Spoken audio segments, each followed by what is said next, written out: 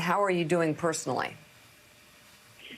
Well, let me say this. Firstly, I think it's important that people remember that the investigation that he's talking about was referred to my office by the Republicans on the Senate Oversight Committee in the state of Michigan. And what they did is they did a extensive analysis and review, and they conducted hearings over the course of 6 months on the issue of whether or not there was any election fraud in our state. They concluded that there was none, but they did conclude that there were actors out there, bad actors, that were essentially exploiting people and using it to raise money.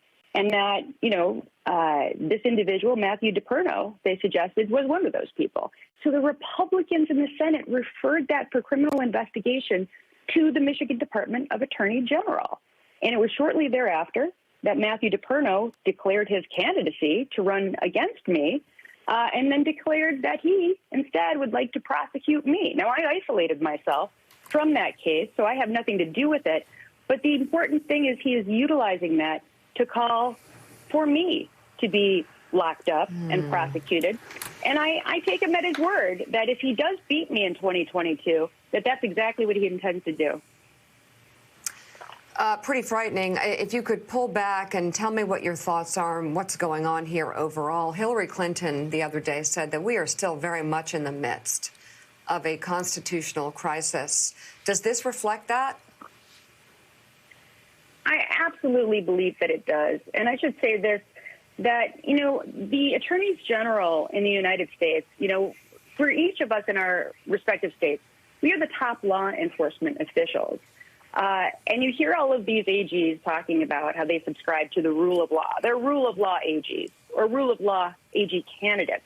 And yet here they support a man who we know did everything in his power to bend and break the law in order to undermine the 2020 election, which I think is not a very law and order position to take. But if people like Matthew DePerno end up winning in these significant swing states for both Attorney General and Secretary of State, I think democracy as we know it will be completely gone by 2024. And that irrespective of who gets the most votes, the candidate of their choice, which clearly is Donald Trump, will become president, and we will be reduced to, I guess, an oligarchy, much like Russia or other states of that nature, and will no longer be a democratic